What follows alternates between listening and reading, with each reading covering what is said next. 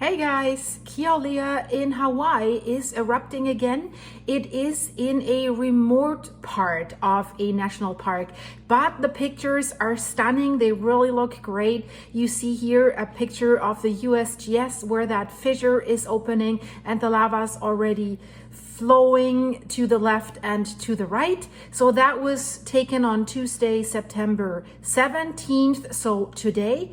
And we have to know that Kilauea is one of the world's most active volcanoes. And we have seen repeated earthquakes over the last few days and even weeks building up to this. So it was kind of clear that something would happen again. But the good thing is it is a remote part of a national park, so there are not in immediate proximity any structures or any homes especially that could be destroyed this time. We know it can do that, and that would of course be very, very devastating, but the good thing is not this time. So how did the events unfold? So Kilauea erupted briefly on Sunday night in an area that's called Hawaii Volcanoes National Park. I mean, that's why it is a national park, because volcanoes is there, but that area is closed to the public, so nobody was at risk.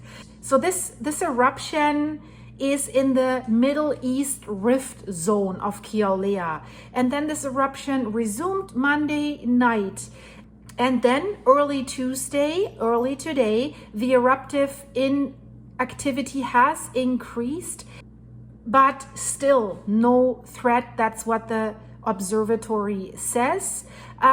Volcanic gas is definitely being produced. They call this gas VOC. It may reach downwind subdivisions that are near the park, so that is a warning that the volcano observatory has released.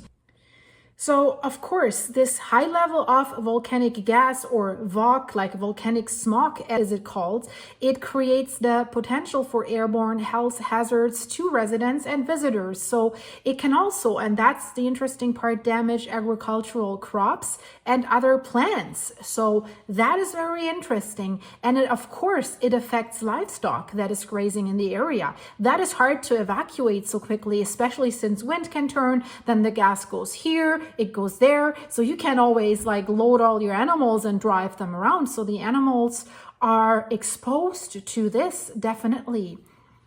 So you see the video here when the USGS flies around that Kilauea eruption. That's from Monday.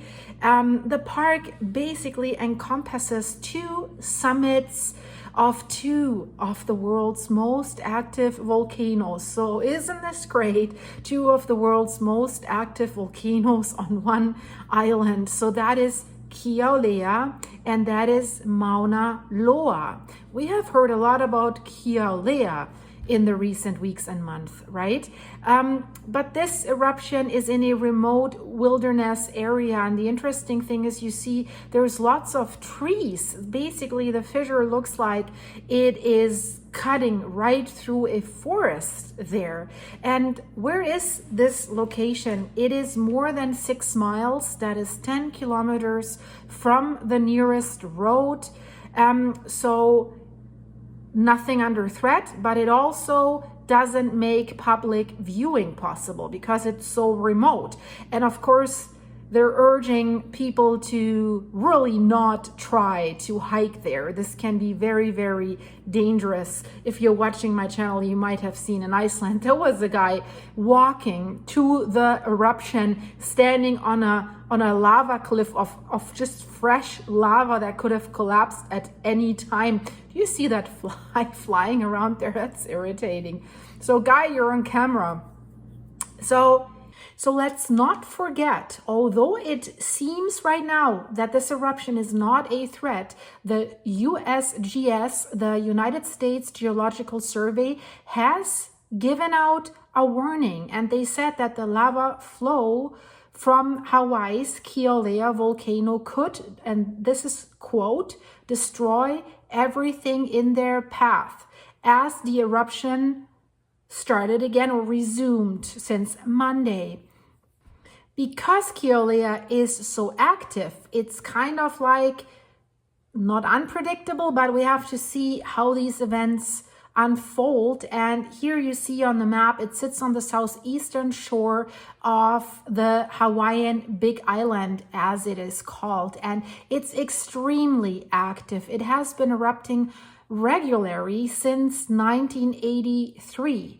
Thankfully, most of the eruptions, and hopefully this one, they tend to not be destructive and are contained within the crater. But we had an outlier in 2018. An eruption caused a large, slow-moving lava flow that was flowing throughout the nearby Puna district and has eventually destroyed more than 700 homes. That's a large number of homes. So thankfully, no one was injured when that happened. So to make it clear, the current eruption is not to be expected to have the same impact, because they're saying the chain of craters road, which is closed, is located downslope and downwind of the eruption fissures. So residents of nearby subdivisions may experience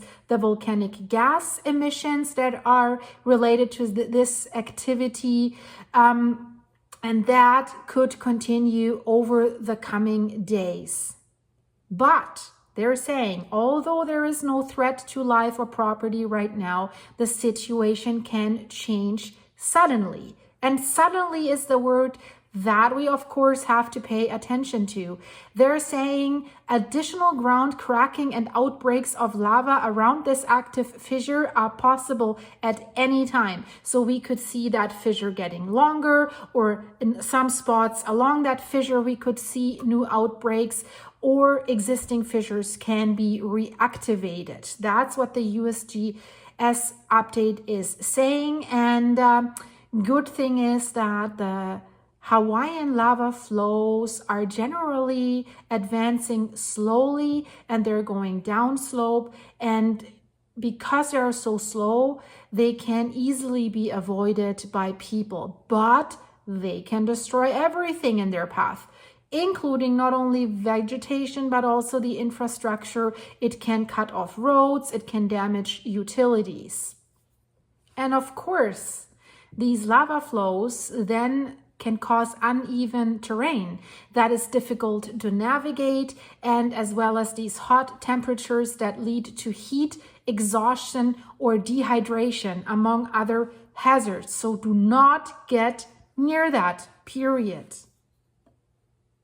And when this eruption started, that's nice to see. It was caught on camera on Monday night when it resumed.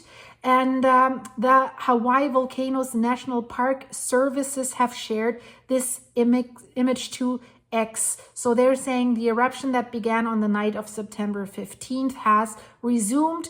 The eruption area is including the chain of craters. That's the name of the area. The road remains closed at this time. And there you see how it unfolds. We will have to see how this unfolds. I just thought I'd give you a quick update. And for the ones that are interested in the Titan case, mind-blowing hearings have just started on Monday, and check out this video. Here are the first updates. They have made a great video animation that shows what happened from the moment the Titan left the port and then to the final second.